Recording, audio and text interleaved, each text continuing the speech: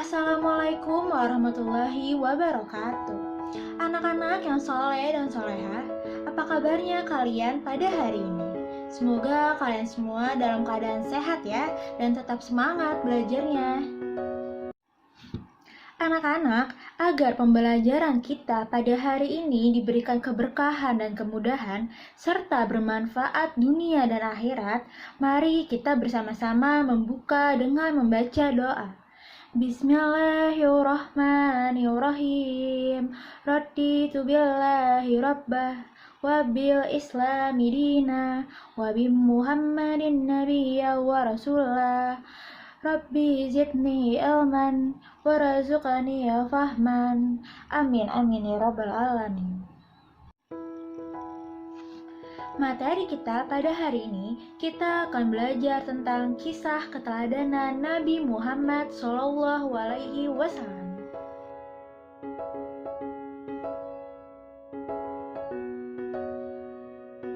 Nabi Muhammad SAW lahir di kota Mekah pada tanggal 12 Rabiul Awal di tahun Gajah. Nah, mengapa disebut tahun gajah? Karena pada tahun itu Raja Abraha datang ke Mekah bersama bala tentaranya dengan menunggangi gajah hendak menghancurkan Ka'bah. Tetapi kemudian Allah menghancurkan bala tentara itu dengan didatangkannya burung ababil yang membawa batu kerikil dari neraka. Selanjutnya yaitu keluarga Nabi Muhammad. Nabi Muhammad SAW lahir dalam keadaan yatim. Ayahnya bernama Abdullah bin Abdul Muthalib, sedangkan ibunya bernama Aminah. Ayahnya meninggal ketika Nabi Muhammad berada dalam kandungan pada usia 2 bulan.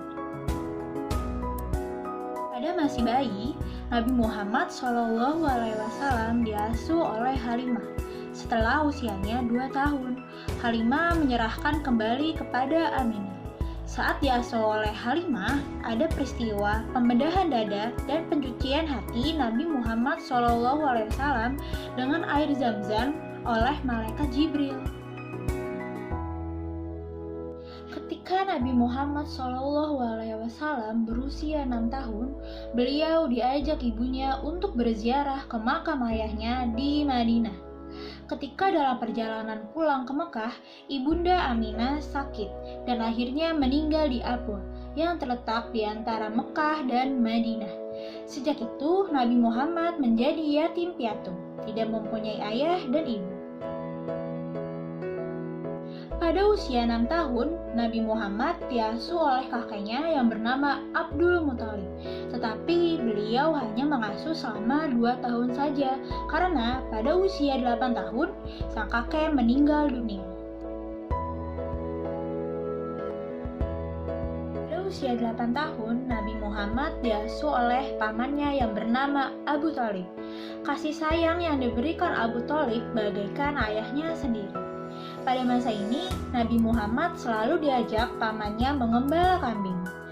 Ia senang dengan pekerjaannya dan sayang pada hewan. Karena itu, pamannya sering menyebutnya si cerdas yang lincah dan baik. Pada usia muda, Nabi Muhammad terkenal tabah, sabar, bertanggung jawab, pekerja keras, dan jujur. Sehingga beliau diberi julukan Al-Amin yang artinya terpercaya. Pekerjaan yang digelutinya saat itu adalah berdagang ke negeri Syam. Ia membawa berbagai dagangan milik saudagar kaya yang bernama Khadijah. Karena kejujurannya, Khadijah jatuh cinta kepada Nabi Muhammad. Khadijah pun menjadi istri Nabi Muhammad SAW. Ketika itu, Nabi Muhammad menikah dengan Khadijah pada usia 25 tahun, sedangkan Khadijah berumur 40 tahun. Pada usia 40 tahun, Nabi Muhammad SAW diangkat menjadi Rasul. Berdakwah mengajak umat manusia menyembah Allah Subhanahu wa Ta'ala dan meninggalkan kemusyrikan, yaitu menyembah berhala. Nabi Muhammad SAW mempunyai kebiasaan berhalwat, yaitu mengasingkan diri dari keramaian manusia, merenung mendekatkan diri kepada Allah Subhanahu wa Ta'ala. Tempat yang sering digunakannya adalah Gua Hiro. Beliau melakukan ini pada setiap bulan Ramadan tiba. Pada hari ke-17 bulan Ramadan, Nabi Muhammad SAW mengalami peristiwa yang sangat menakjubkan. Beliau menceritakan peristiwa itu. Di saat aku sedang tidur, datanglah malaikat Jibril menghampiriku seraya berkata, "Bacalah." "Aku tidak dapat membaca," jawab Nabi Muhammad. Malaikat lalu memelukku hingga aku merasa bahwa kematian sedang menghampiriku. Ia melepaskan diriku lalu berkata lagi, "Bacalah." "Aku tidak dapat membaca," kata Nabi Muhammad. Ia kembali memelukku lagi hingga aku merasakan kematianku tiba. Kemudian ia melepaskan diriku sambil berkata, "Iqra bismi rabbikal ladzi khalaq, khalaqal insana min 'alaq, Iqra wa rabbukal akram, allazi 'allama bil qalam, 'allamal insana ma lam ya'lam." Yang artinya, bacalah dengan menyebut nama Tuhanmu yang menciptakan dan telah menciptakan manusia dari segumpal darah. Bacalah, dan Tuhanmulah yang Maha Pemurah, yang mengajar manusia dengan perantara kalam. Dia mengajar kepada manusia apa yang tidak diketahui. Aku lalu mengucapkan kata-kata yang dituntunkan malaikat Jibril. Hafal seolah-olah tertulis di dalam hatiku. Itulah wahyu pertama yang diturunkan kepada Nabi Muhammad SAW, surat Al-Alaq ayat 1 sampai dengan 5. Dalam menyiarkan agama Allah Subhanahu wa Ta'ala, Nabi Muhammad SAW tidak pernah takut sama sekali, meskipun selalu berhadapan dengan berbagai rintangan.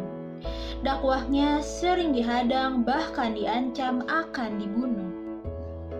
Abu Jahal yang merupakan paman Nabi Muhammad SAW adalah orang yang paling membencinya.